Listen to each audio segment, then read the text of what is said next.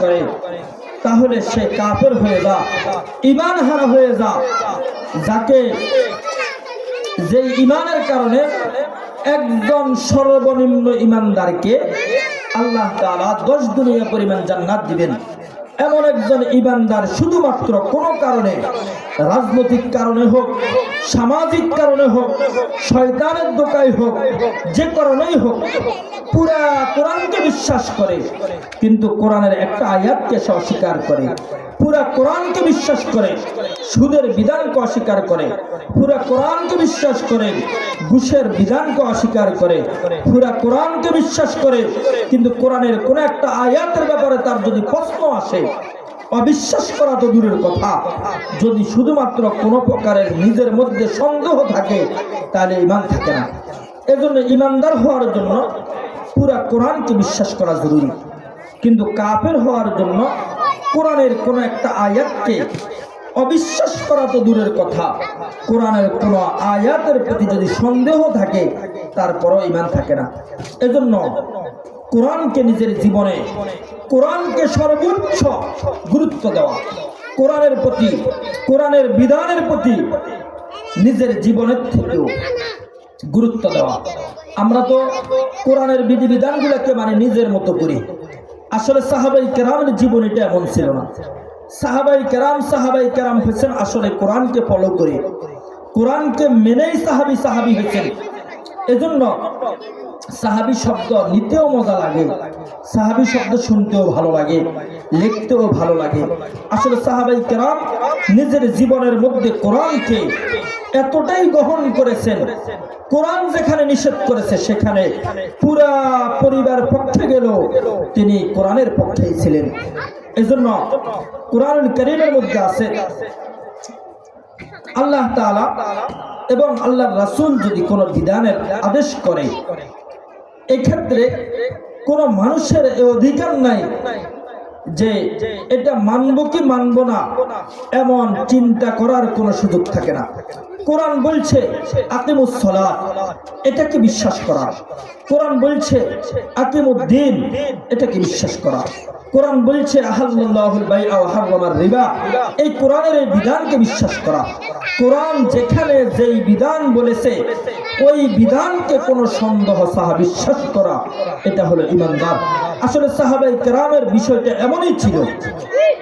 এজন্য মুহতারাম, কোরআনকে নিজের জীবনে বাস্তবায়ন করা। আজকের এই সময় নয়, কোরআন যখন নাজিল হয়েছে যারা মদিনার কাফের ছিল তারাও যদিও ঈমান আনে নাই কিন্তু কোরআন তেলাওয়াত তাদের কাছে ভালো লাগতো। এজন্য রাতের অন্ধকারে আসে কোরআন শ্রবণ করত, কোরআন শুনত। কিন্তু নেতৃত্বস্থানীয় কাফেরদের কারণে তারা প্রকাশ্যে কোরআন শুনতে পারত না। এজন্য তারা গোপনে গোপনে গিয়ে আল্লাহ রাসূলের তেলাওয়াত শুনত। তো যখন কাফেররা দেখলো স্বাভাবিক কাফের যারা আছে, সরল মনা কাফের যারা আছে, এরা দিন দিন রাসূলের প্রতি দুর্বল, এরা দিন দিন কোরআন তেলাওয়াতের প্রতি দুর্বল, এরা দিন দিন ইসলামের প্রতি দুর্বল। তো তারা চিন্তা করলো এটার মূল কারণ হলো এই সরল মনা কাফেরগুলা, এই সরল মনা কাফেরগুলা কোরআন তেলাওয়াত শুনে, রাতের বেলা অন্ধকারে গিয়ে আল্লাহর রাসূলের কোরআন তেলাওয়াত শুনে। এজন্য তারা চিন্তা করলো এই কোরআনের তেলাওয়াত থেকে কিভাবে মানুষকে দূরে সরানো যায়।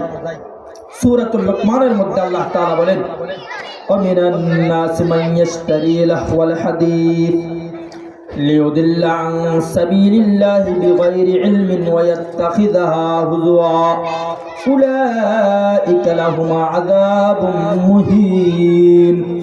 কোরআনুল কারীমের আয়াতের মধ্যে আল্লাহ তাআলা বলেন, কাফেরদের মধ্যে কিছু কাফের এমন ছিল যে তারা কিভাবে মানুষকে কোরআন তেলাওয়াত থেকে দূরে সরাবে, এজন্য তারা নাচ গান, ড্যান্স, বিভিন্ন পূর্ব যুগের বাচ্চাদের গল্পগুলাকে বিভিন্ন উলঙ্গ মেয়েদেরকে নাচায়া নাচায়া নাচের মাধ্যমে, গানের মাধ্যমে, দুল তবলা ড্যান্সের মাধ্যমে এটাকে প্রদর্শনী করত উদ্ধ অলঙ্গ বেহায়াপনা মেয়েদেরকে দিয়ে, যাতে করে এই নাচ গানের নাচ গানের কারণে, নাচ গানের আকর্ষণে অর্ধ উলঙ্গ মেয়েদেরকে দেখার জন্য, এই গানের তালে তালে গল্পগুলা শোনার জন্য মানুষগুলা এদিকে চলে আসে, কোরআন তেলাওয়াত শুনতে না পারে।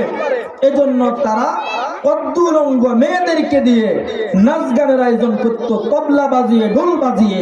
ঠিক আজকেও যারা বাউল বলেন, আউল পাউল বাউল বলেন, নর্তকী বলেন, মাজার পূজারী বলেন, গাঁজাখোর বলেন, বাবাখোর বলেন, এরা যারা আছে এদের মূল অস্তিত্বটাই হলো এভাবে।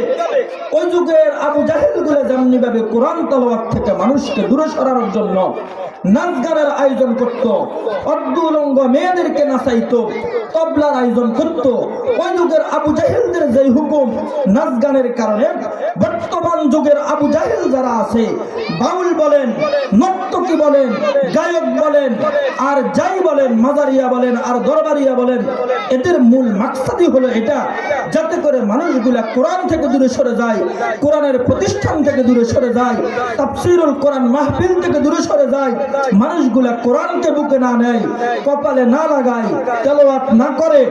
আসলে আগের যুগের কাফেরদের যে উদ্দেশ্য ছিল মানুষকে কোরআন থেকে দূরে সরানো, এই কোরআনকে দূরে সরানোর জন্য আয়োজন ছিল গান। এই যুগেও কোরআন থেকে দূরে সরানোর জন্য এরকম বিভিন্ন মেলার আয়োজন, কোরআন থেকে দূরে সরানোর জন্য নাচ গানের আয়োজন, কোরআন থেকে দূরে সরানোর জন্য গীতার আয়োজন, যত কিছু আছে সবগুলোর মূল মাকসাদ হলো মানুষগুলা যেন আল্লাহওয়ালা না হতে পারে, মানুষগুলা যেন কোরআনওয়ালা না হতে পারে, মানুষগুলা যেন কোরআনের মহব্বত দিলের মধ্যে না থাকে, মানুষগুলা যেন তাফসীর মাহফিলে না আসতে পারে, মানুষগুলা যেন সকালবেলা তেলাওয়াত করতে না পারে, মানুষগুলা যাতে করে শুধু কোরআন শোনা থেকে দূরে নয় বরং কোরআনের বিরুদ্ধে বলে।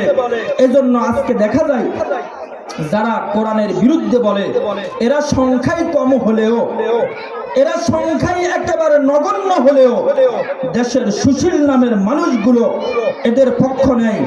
কারণ সেই যুগের আবু জাহেল নেতৃত্বস্থানীয় কাফের গুলা নাচ গানের পক্ষ নিছে, সেই যুগের কাফের লিডার গুলা আল্লাহর রাসূলের বিরুদ্ধে, কোরআনের বিরুদ্ধে অবস্থান নিছে।